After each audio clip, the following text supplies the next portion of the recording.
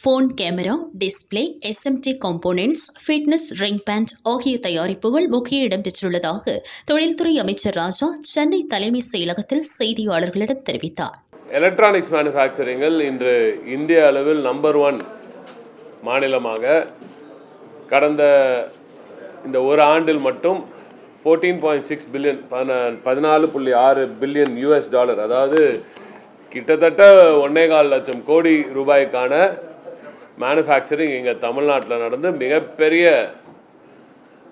ஒரு சாதனையை தமிழ்நாடு தொழில்துறை தொழிலாளர்களின் அந்த அமோகமான அந்த அற்புதமான உழைப்பு, தொழில் முதலீட்டாளர்களின் மேற்பார்வையில் மிகப்பெரிய வளர்ச்சியை தமிழ்நாடு கண்டிருக்கிறது.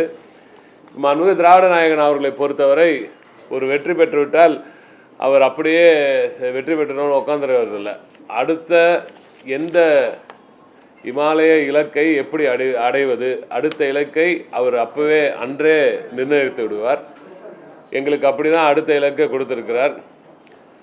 14.6 பில்லியன் USDன்றது ஒரு மிகப்பெரிய டார்கெட். அதை அச்சீவ் பண்ண பிறகு நிச்சயமாக நாம் 100 பில்லியன் டாலரை தொட வேண்டும் என்ற உத்தரவை அவர் அளித்திருக்கிறார். ஃபோன் டிஸ்பிளே எல்லாம் வருது இல்லையா, அந்த மாடியூல்ஸு, கேமரா மாடியூல்ஸு, ஒரு ஃபோன்லேயும் இருக்கிற கேமரா மாடியூல்ஸ், ஃபோனில் மட்டும் இல்லை, இப்போ நிறைய எலக்ட்ரானிக்ஸில் அந்த டிஸ்பிளே மாடியூல்ஸ்லாம் வந்துடுச்சு.